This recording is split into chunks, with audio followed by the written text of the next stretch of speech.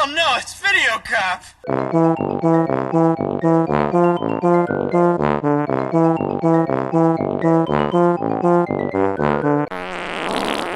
So, what's wrong with you?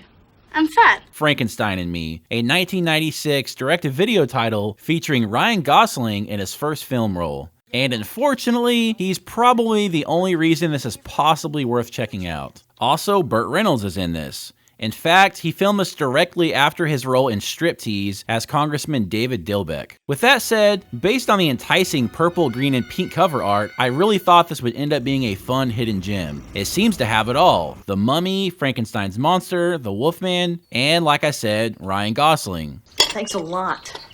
Mom, why don't we do the dishes tonight? Shut up. You shut up. Shut up. No, you shut up.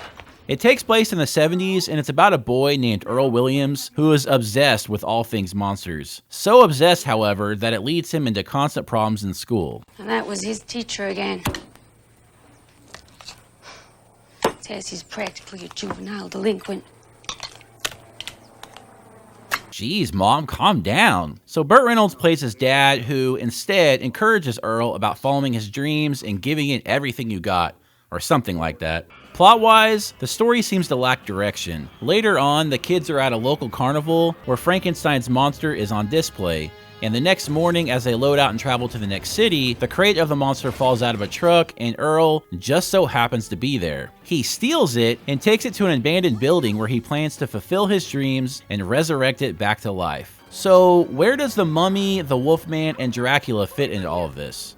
They don't. Except for in Earl's daydreaming and storytelling sequences. We get incredibly brief retellings of these classic monster stories through these daydreams that have nothing to further the plot. When these come on screen, it's almost as if it's a commercial break from the actual story. And you're probably wondering, like I was, where does Ryan Gosling fit in? 20 minutes in, teenage Gosling enters the story as Earl's best friend. Even as a teenager, Ryan Gosling was a heartthrob. Who's she?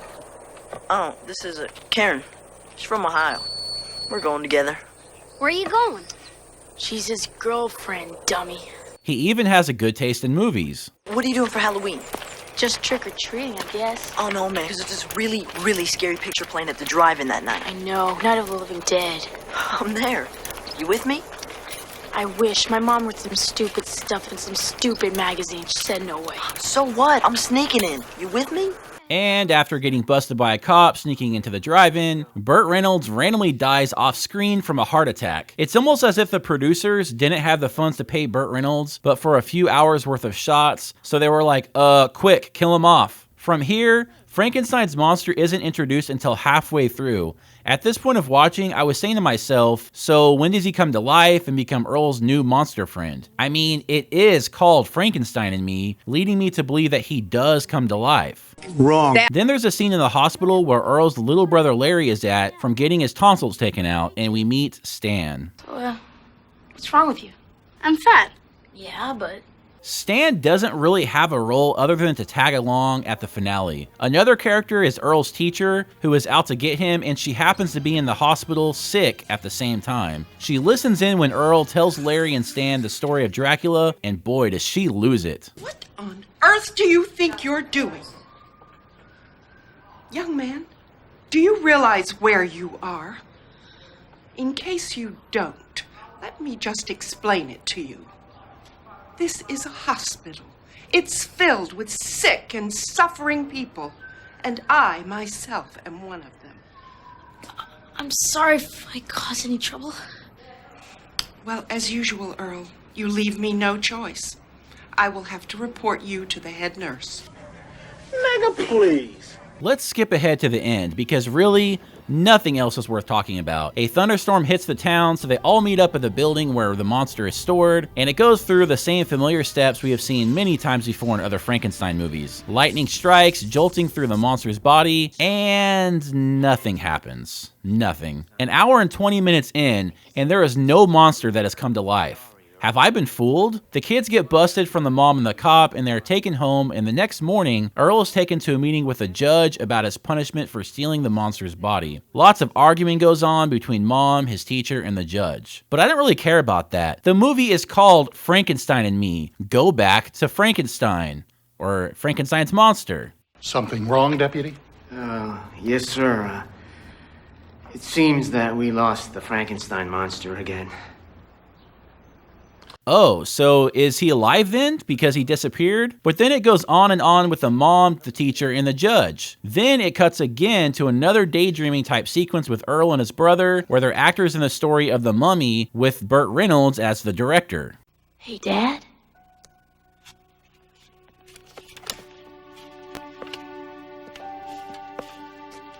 Yes, Earl.